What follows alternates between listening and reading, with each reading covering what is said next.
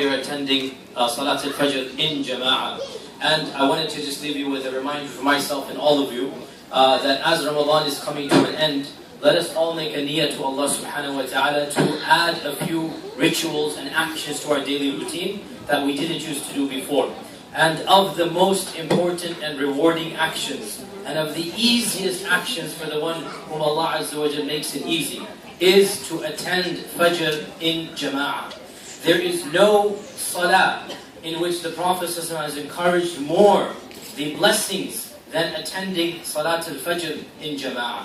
Of the blessings of attending Fajr in Jama'ah, number one, our Prophet ﷺ said, whoever prays Fajr in Jama'ah, it is as if he has prayed the entire night. So imagine, we have spent 2 hours in Qiyam, hour and something in Taraweeh. We spend 3 and 4 hours just, between all of that. Imagine spending the entire 8 hours. That would have been done in 10 minutes of Fajr. The ajr or the reward of spending the entire night in prayer comes for the one who prays Fajr in Jama'ah. This is the first blessing. The second blessing, our Prophet ﷺ said, "Man salla al-fajr fi jama'atin fahuwa fi dhimmati Allah ta'ala."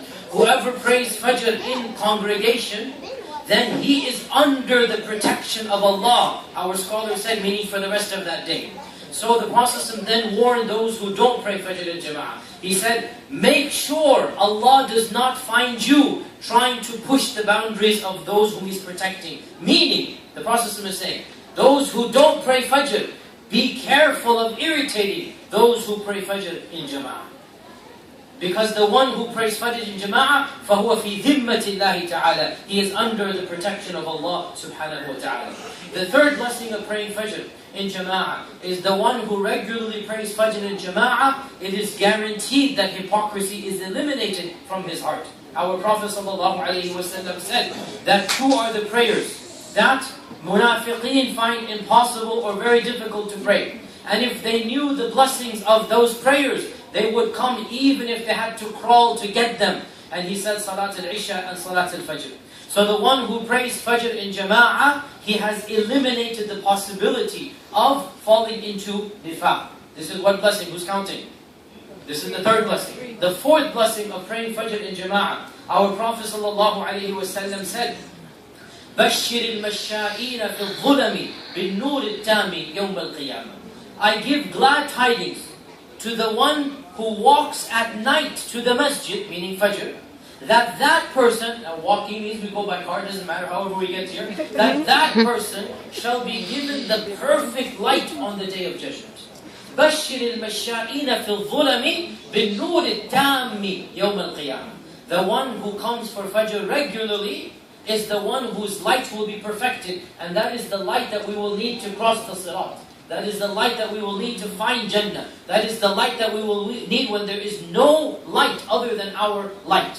And Allah mentions that in the Quran many times, right? That on that day,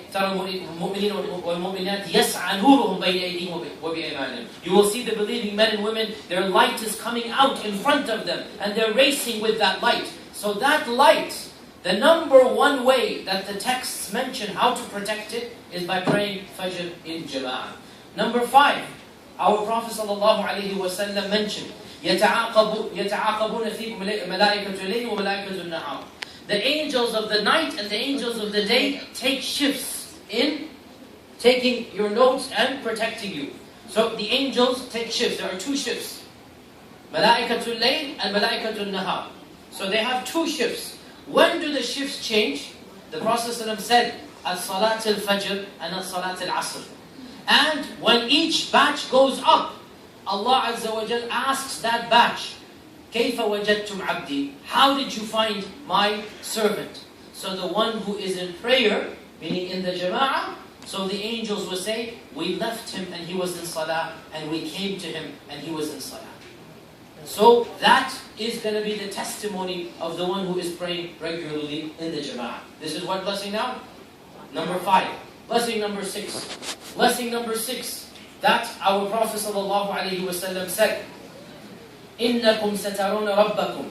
You are going to see your Lord as you see the full moon on the night of the middle of the month. As you see the full moon in the night of the middle of the month, you know the full moon that comes. لا تضامون في رؤيته. You're not going to be shoveling one another to see him. Not going to be, because if there's one person that comes, let's say, everybody's looking at him to see who's going to see him. But the moon, nobody has to fight with anybody. Everybody sees the moon. So we will see Allah subhanahu wa ta'ala in the next life. Then he said, he linked one action to that prayer, to that looking of Allah subhanahu wa ta'ala. If you are able to overcome your sleep by praying the salah in the morning and praying the salah in the evening, meaning Fajr and Isha, then make sure you pray it. So the Prophet ﷺ linked the looking at Allah, the ru'ya, to the praying of, now in this hadith is Fajr and Isha, to the praying of these salawat. And there are other blessings as well, brothers and sisters. But wallahi, everybody who prays Fajr in jama'ah knows the peace and the sukoon that happens for the rest of the day. You feel so wholesome, so healthy. That is the spiritual food for our ruh. And alhamdulillah, for the last 5 years, we have been encouraging our brothers. MashaAllah, the masjid is now full, almost basically like a jama3a salah. And every year I encourage the brothers, add this one deed. Of course, the blessings are for the brothers. The sisters is difficult to come, and neither is it obligatory or whatnot for them to come. In fact, if it's dangerous, they should not even come for Fajr. But for the brothers in particular, every year I encourage, and alhamdulillah, we see our lines grow every single Ramadan. And so, what I'm asking myself as a reminder, and all of you, try your best to pray Fajr. If this masjid is convenient, come here. If any other masjid is closer to your house, go there. But make it your daily routine and your habit to try to pray Fajr in jama'ah. And inshaAllah ta'ala, you will see the results of that in your own life. You will see how beautiful you feel, how great you feel. You will see the iman and the barakah coming down, inshaAllah ta'ala. And as well, here at MIC, we have a very tightly knit Fajr circle. We actually have a Google group. We actually have a WhatsApp group of a Fajr circle. We get to know one another. Once every few weeks, we have a little bit of a lecture and a get to know and a free breakfast. Not that that's the reason you should come, but we also do that, alhamdulillah. And just as well, our lengthy qira'ah today with Ustad Hassan, we don't pray that long, don't worry. We do it much shorter as well. And also we are convenient.